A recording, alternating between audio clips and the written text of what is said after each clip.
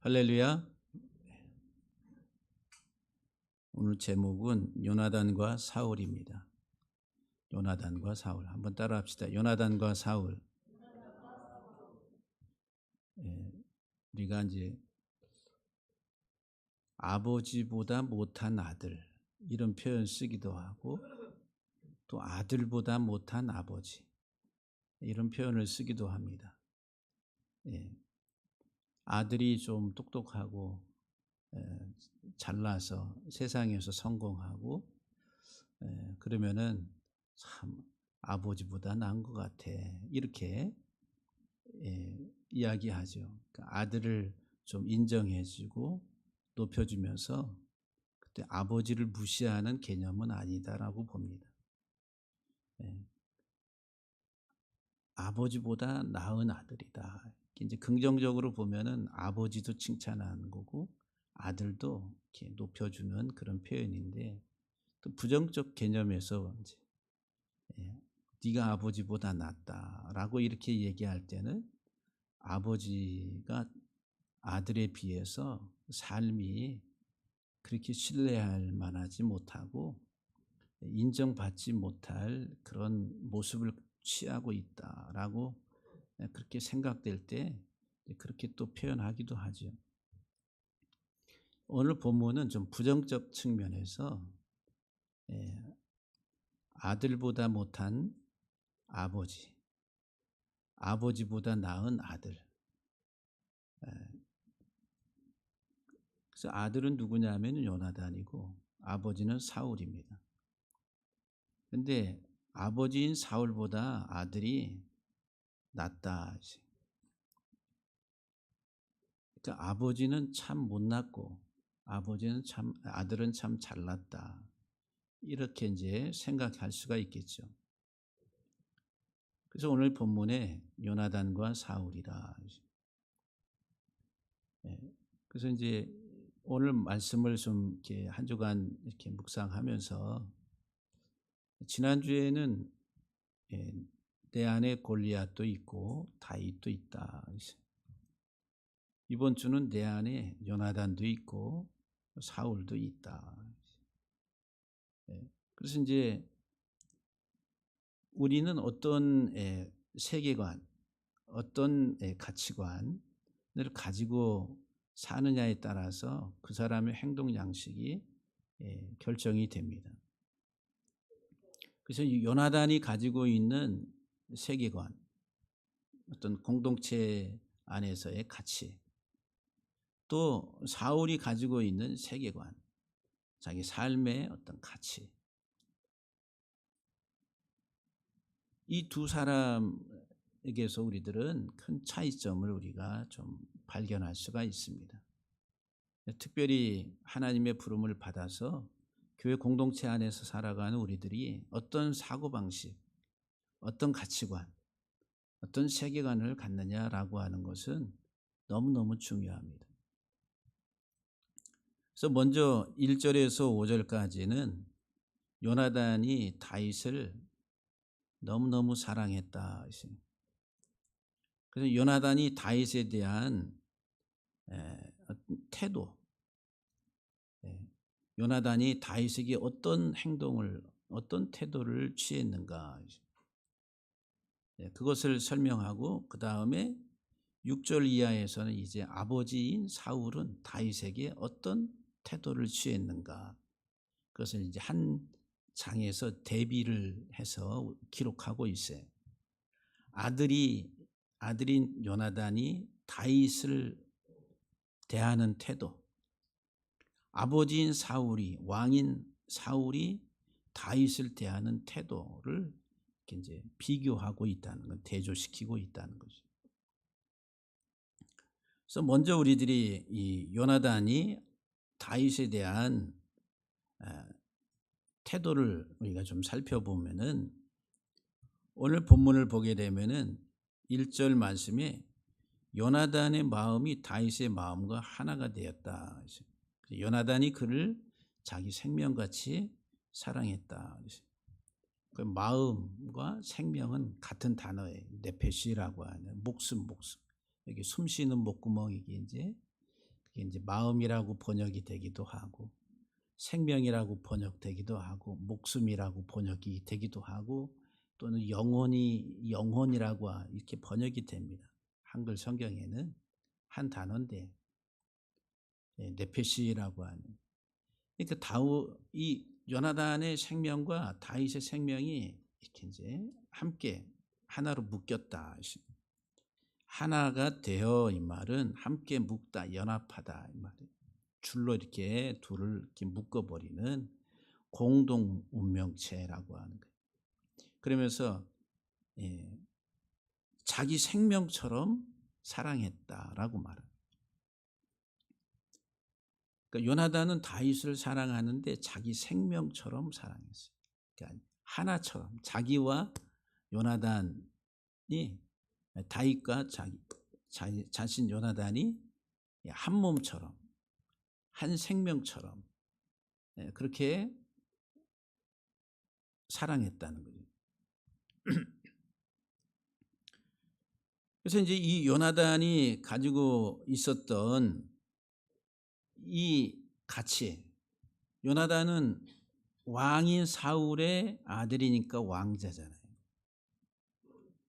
막강한 권력을 가지고 있어요. 왕 다음으로 고대의 왕정 시대에는 왕 다음 후계자가 이제 아들이잖아요. 왕자잖아요. 그러니까 요나단은 그런 왕자로서의 막강한 하나의 힘, 권위를 가지고 있는 거예요. 그러니까 자기 생명처럼 다윗을 사랑할 뿐만 아니라 표현을 하기를 자신의 겉옷 그리고 자기의 군복을 칼과 활과 띠도 다윗에게 줍니다. 왕자의 군복은 특수 제장, 가장 좋은 곳으로 방어하고 안전하게 지키기 위해서 특수 제장. 그리고 칼도 왕과 왕자만 가지고 있어요. 그 당시에 이제 이스라엘에는 철기 문명이 아직 발달하지 못해가지고. 그러니까는 왕자로서의 권위와 어떤 무기 이런 것들을 다 가지고 있는데 그거를 다윗에게 다 줬다라고 하는 그 생명처럼 정말 자기 자신처럼 다윗을 사랑했다. 그러면서 이 다윗과 언약을 맺었어요. 언약을 맺고 너와 나는 피로 맺은 한 형제다. 그 의형제라고 그래요. 그거를 뭐라고 그래요? 피로 맺었어요. 피로. 혈서를 써가지고. 이 언약이라고 하는 말이 자르다. 이 짐승을 잘라가지고 피로 맺는 거예요. 만약에 너와 내가 이 계약을 위반하면은 이 짐승이 잘려서 죽은 것처럼 죽는다. 그러니까 너와 나는 하나다. 그 개념이죠. 그러니까 이 요나단은 다윗을 자기 자신처럼 그리고 다윗을 볼 때의 다윗의 능력을 인정하고 존중해줘요. 근데 이제 이 요나단이 가지고 있는 이 가치관 또는 공동체적 하나의 세계관이라고 하는 국가관, 공동체를 바라보는 관점, 왕이니까 왕자니까 평민이 아니잖아요. 어떻게 하면 이 나라를 견고하게 강력하게 세워갈 수 있을 것인가 라고 하는 그런 의식이 왕자의 머릿속에는 여기 요나단 머릿속에는 있었다라고 하는 거예요. 그래서 이제 왕자의 입장에서 자기 국가를 바라본 공동체를 바라보는 이 공동체를 어떻게 리더해 갈 것인가 끌고 갈 것인가 라고 하는 관점에서 아주 탁월한 한 인물이 나타났을 때에 그를 사랑하고 존중하고 신뢰하고 아낌없이 모든 것들을 다 지원을 해주는 이런 하나의 생각을 가지고 있었다라고 하는 거죠. 그러니까 이 요나단의 세계관은 공동체적 세계관, 가치관이다라고 하는 거예요. 공동체, 국가라고 하는 공동체. 한 공동체 안에서 이 공동체가 어떻게 견고하게 세워질 것인가라고 하는 그런 하나의 그 가치관을 가지고 있었다라고 하는 거죠. 그러면 한 사람의 인재가 나타났을 때에 그를 존중하고 그 공동체 안에서 국가의 큰 자산이 되도록 활용할 줄 아는 이런 생각을 갖게 된다라고 하는 거예요. 너무너무 중요하죠. 교회도 마찬가지고. 여러분들은 이 요나단의 이런 생각을 어떻게 바라보고 계십니까? 그래서 요나단의 가치관은 공동체적인 가치관이에요. 축구하는데 축구도 11명이 하는 팀 스포츠잖아요. 그러면은 이 11명이 이렇게 다 팀워크가 잘 맞아져서 서로 협력하면서 좀 못하는 사람이 있으면 옆에서 조금 더 지원을 해주고 커버를 해서 그 부족한 데를 메워주고, 어떤 좀 탁월한 사람이 있으면 그 사람 또한 자기 자신의 어떤 기량만 뽐내는 게 아니라 자기 자신을 통해서 팀원을 잘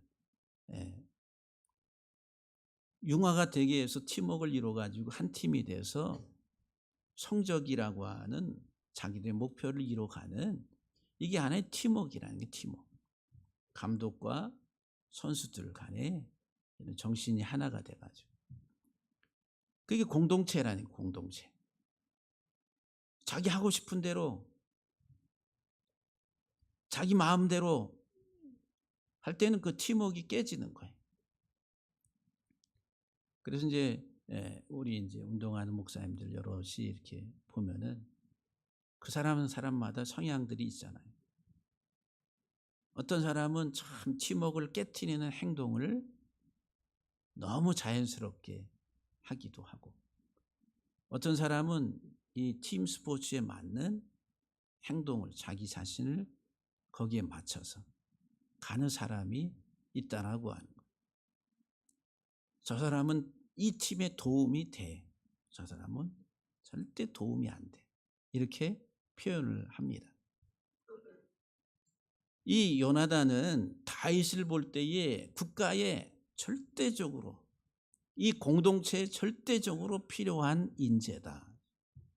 그래서 저를 존중해주고 신뢰하고 인정하고 그를 아끼고 사랑하는 이런 마음을 요나단이 가졌다라고 하는 거예요. 그게 한 공동체를 세워가는 데 있어서, 리더에게 있어서 아주 중요한 자질 중에 하나라고 볼 수가 있습니다. 그런데 이 아버지인 사울 왕은 오늘 본문에서 보면 아들과 정반대의 성향을 보여줍니다. 6절과 7절 말씀을 보면은 다윗이 전쟁에 나가가지고 승리하고 돌아옵니다. 블레셋을 물리치고. 무리가 돌아올 때 곧 다윗이 블레셋 사람을 죽이고 돌아올 때에 여인들이 이스라엘 모든 성읍에서 나와서 노래하며 춤추며 소고와 경새를 가지고 왕 사울을 환영하는데 탬버린을 치고, 삼각형의 어떤 이 악기라고 그러는데, 그 삼각형의 악기 그러면 우리는 뭐 트라이앵글 뭐 이런 거 생각하는데 이 경세라 이렇게 번역을 했어요. 그러니까 3이라고 하는 숫자에서 나온 거예요. 3. 그러니까 삼각형의 어떤 구조를 가지고 있는 악기 같은데 뭔지는 모르 자세하게 그 경세를 가지고, 그 우리나라 같으면 막 진 같은 거 막쨍 쇠덩어리 가지고 얼마나 신명나게 놀아요. 근데 이 탬버린과 그리고 이 경세를 가지고 그리고 기쁨으로 왕과 다윗이 이제 개선 장군처럼 이제 들어오는데 여인들이 막 춤을 추면서 사울이 죽인 자는 천천히요 다윗이 만만이라. 다윗이 죽인 자는 만만이라. 그러니까는 사울이 죽인 자는 천천히인데 다윗은 만만이다. 이 만만이라고 하는 이 단어는 셀 수 없다는 거예요. 측량할 수 없을 만큼의 많은 사람을 죽였다라고 하는 거예요. 그리고 또 이 만만이라고 하는 개념 속에는 우두머리가 들어가 있어요. 우두머리. 다윗은 우두머리를 그러니까 골리앗을 쳐서 죽였잖아요. 강력한. 그러니까 사울의 공적과 다윗의 공적을 가지고 비교하면서 막 이제 백성들이 여인들이 춤을 추면서 노래하면서 막 환영을 해요. 왕 사울은 죽인 자가 천천히인데 다윗은 셀 수 없을 만큼의 그것도 적장에 머리를 패 막 이렇게 이제 떠들어대는. 그러니까 8절 말씀에 보면은 사울이 그 말에 이 여인들이 소고와 그 다음에 경세를 가지고 기쁨으로 막 노래하고 막 환영을 하는데 그 말을 하는데 사울이 죽인 자는 천천히고 다윗이 죽인 자는 만만이라. 오면서 이제 기분이 좋아가지고 오는데 사울의 꼭지가 돌기 시작하네. 예? 사울의 꼭지가 돌기 시작하네. 아니 왕인 자기에게 모든 찬양과 영광이 다 돌아가야 되는데 아니 다윗에게 더 영광을 돌리는 거예요. 그래서 8절에 보면은 그 말에 그랬어요. 그 말에 불쾌하여 심히 노하여 그랬어요. 그러니까 아주 매우 분노했다. 그리고 아주 불쾌했다. 다윗에게는 만만을 돌리고 내게는 천천만 돌리니 그가 더 얻을 것이 나라 말고 무엇이냐. 그랬어요. 그 나라라고 하는 거예요. 이 나라가 권위, 왕권을 말해요. 왕권. 내가 왕인데 나에게 모든 최고의 최상의 영광을 돌려야 되는데 자기보다 다윗에게 그 찬양을 영광을 돌리니까 다윗이 얻을 게 뭐냐. 이제는 왕권밖에 안 남았다. 그러면서 이제 9절에 그날 후로 그때 그 말을 듣고 불쾌해가지고 분노해가지고 그날 후로 다윗을 주목했다. 다윗을 주목했다. 이 말은 계속 주시하고 관찰했다는 거예요. 부활을 시켜가지고 저 다윗을 특별히 감시해 경계 대상 1호 일곱수 일투족 관찰해.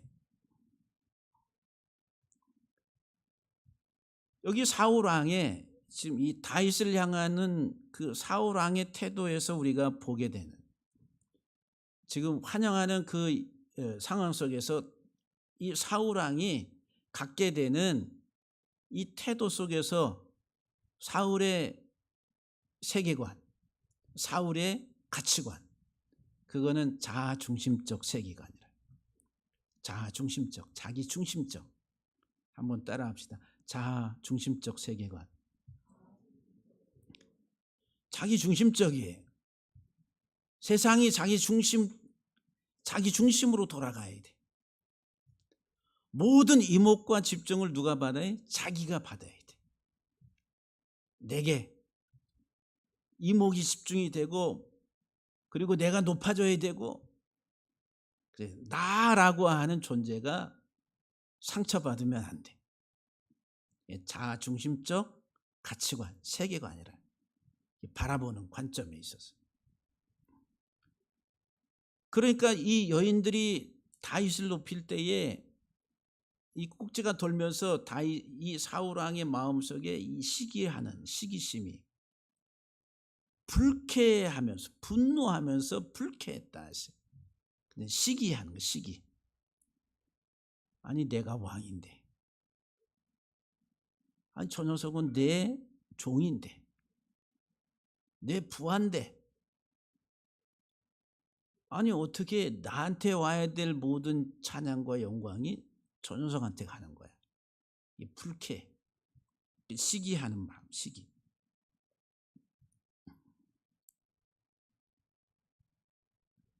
그래서 이 시기하는 마음이 아주 강력하게 일어나니까 이 사울의 마음속에는 자기 신하, 자기가 신뢰하고 그리고 잘 활용해야 될 이 신하를 정적으로, 정치적인 적으로 인식을 하게 돼. 그래가지고 파괴적 계획과 행동을 취하게 된다. 이 세상의 중심에서 일어나는 많은 일들이 그런 거예요. 저 녀석이 나보다 더 올라가면 안 돼. 밟아버려. 제거해. 이렇게 나가. 그러니까 정치적인 정적으로 인식이 되니까 저 놔두면 안 되겠다. 더 싹이 자라나기 전에 제거해 버리자. 이 생각이, 아니 막 전쟁에서 승리하고 돌아오면 막 환영하는 그 인파 속에서 소리가 들리는데 그 소리를 듣는 그때서부터 꼭지가 돌기 시작하고, 그리고 그 다윗에 대해서 관찰, 자기 신복을 통해서 주의 있게 관찰해 특별히 사람 붙여가지고 일거수일투족 하나하나 다 내게 보고해. 주목했다는 거예요. 그때 이후로 주목했다. 아주 자기중심적이고 매우 이기적인 이런 하나의 그 행동을 하게 된다. 행동. 그건 자기의 이 머릿속에 있는 세계관이라, 관점이, 세상을 바라보는 관점이 자기중심적이다. 여러분들은 어떤 사고방식, 어떤 가치관을 가지고 바라보고 계십니까?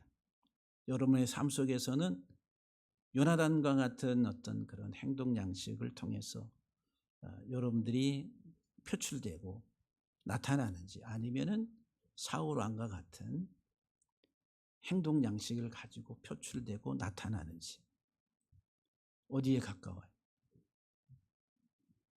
우리는 상당히 자기 자중심적인 사고에 아주 잘 길들여져 있다라고 하는 거예요. 성장하면서부터.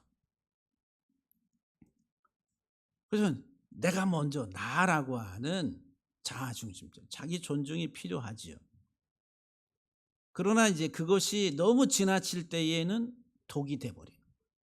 그리고 자기 인격과 성격을 파괴시키는 모습으로 나중에 드러나게 된다는 거예요. 아주. 그리고 자기 중심적인 사고방식 안에서 세상을 바라보면서 살아가는 그 사람들은 결국은 고립이 돼요. 다른 사람을 인정하고 존중하지 못할 때에는 그런 고립이 된다는 거예요. 오늘 본문 16절에도 보게 되면은 15절과 16절에 보면은 다윗이 크게 지혜롭게 행함을 보고 사울은 그를 두려워했다 그랬어요. 거의 두려워하다 이 말.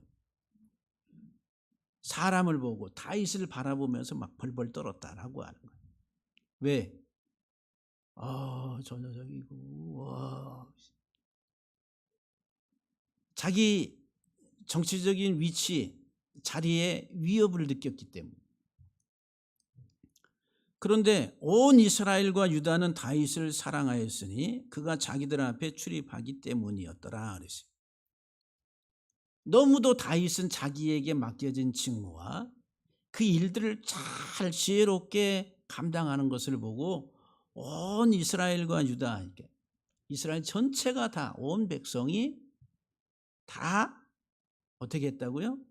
사랑했다. 보기에 좋았더라.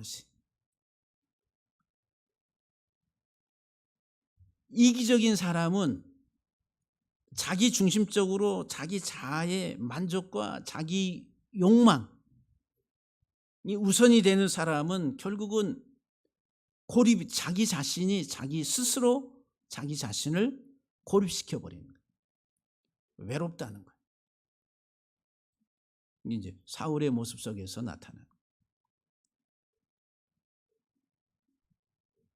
공동체 안에서 잘 어울리고 팀워크를 이뤄가는 사람이 그 공동체 한 팀 안에서 아주 존중받는 사람이 됩니다. 능력이 아주 탁월하지 않다 하더라도 어떤 기술적인 부분, 우리나라, 제가 축구를 좋아하니까 우리나라 역대 대표팀의 선수 중에 감독과 선수들이 제일 좋아하는 선수가 있어요. 누군 줄 아세요? 예? 박지성이래요. 박지성. 네, 박지성 아시죠? 이 박지성은 아주 뛰는 양이 엄청나요.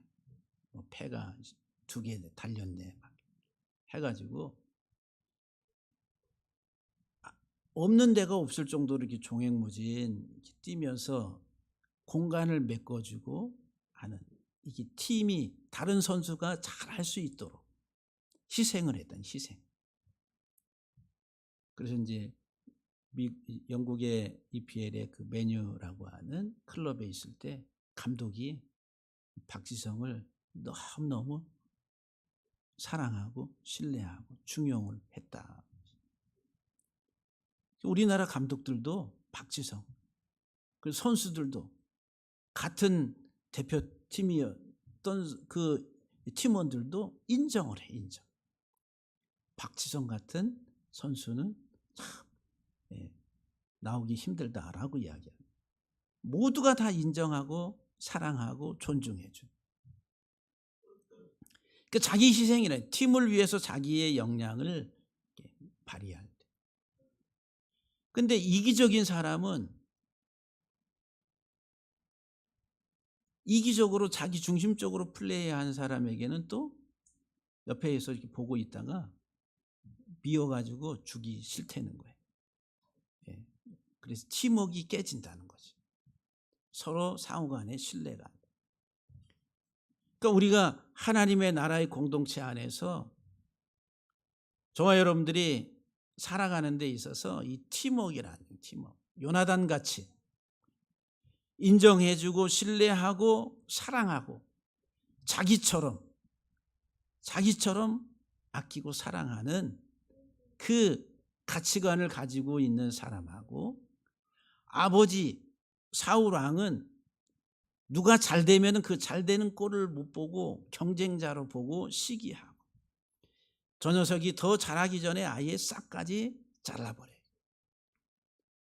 그래서 이제 오늘 본문에 보면은 12절에 10절에 보면은 여호와의 부리시는 악령이라고 그랬는데, 악한 영이래. 악한 영이 사울에게 강력하게 임했다. 그러니까 이 악령이라고 하면 이 단어는 어떤 개념이냐면은 이 욕망, 욕심, 탐욕의 마인드라는, 정신이라는 거. 그러니까 자기 중심적 욕망, 탐욕의 이 정신이 더 강력하게 사울에게 내려갔다는 거예요. 그러니까 사울이 어떻게 되겠어요? 막 정신없이 떠들었다 그랬어요. 10절에 보면 이 정신없이 속이 비다라고 하는 개념을 가지고 있기도 해. 그 막 정신없이 떠드는데 자기 만족, 자기가 원하는 것들을 얻지 못할 때에 사람들은 자기 자신에 대해서 실망감이나 뭐 이런 것들 갖기도 하고 좌절하기도 하고 하면서 이제 낙심이 되기도 하고, 그러다 보면 이제 아주 심한 병적 현상으로 가기까지도 합니다. 그러다 보면 이제 막 횡설수설 막 떠들어대요. 막 이야기합니다. 근데 이 이야기를 가만히 듣고 있다 보면은 그 자아가 너무 강해. 자기는 이래야 되는데 이렇지 못한 그 현실에 대해서 막 원망, 그것을 이제 자기 자신에게 찾는 게 아니라 다른 사람에게 탓하면서, 그리고 폭력적으로 나타나요. 그게 이제 일반 우리가 이제 보편적인 사회의 정신적 병적 현상으로까지 나타난다. 사울 왕에게 있어서 그런 증세가 나오. 폭력적으로. 그러니까 이제 이 사울이 힘들 때 병들 때 와가지고 다윗이 수금을 타고 할 때 악한 영이 떠나가면 치유가 됐는데, 다시 다윗이 와서 수금을 타는데 오히려 이번에는 더 강렬하게 자기 가지고 있는 창을 가지고 다윗을 죽이려고 벽에다가 막 던졌다는 거예요. 자, 내가 죽여버리겠어. 그런 행동을 취하게 됩니다. 아주 파괴적으로 간다는 거예요. 파괴적. 막 이 분노가 막 치밀어 오르면서. 그러니까 자기 절제가 안 되는, 그래서 이 사울 왕의 이 가치관 속에서 이제 자기, 그러니까 계속 집중돼서 자기가 자기 혼자만 사람들로부터 인정이 되고 영광을 취해야 되는데 그게 안 되면은 폭력적으로 바뀌게 된다는 거예요. 우리의 삶에 있어서도 많은 이런 부분들이 있다라고 하는 거예요. 우리에게 있어서 요나단의 어떤 성향이 더 강한가 아니면 사울 왕의 성향이 더 강한가 생각해 보면은 우리는 사울의 어떤 성향들을 더 많이 가지고 있습니다. 그 잘 다룰 줄 알아야 됩니다. 하나님 나라와 공동체를 이루어 가는 데 있어서 요나단처럼 한 사람에 대해서 서로 신뢰와 존중과 그리고 사랑함으로 하나가 돼. 경쟁의 대상이 아니고 내가 너보다 낫고 내가 더 나은데,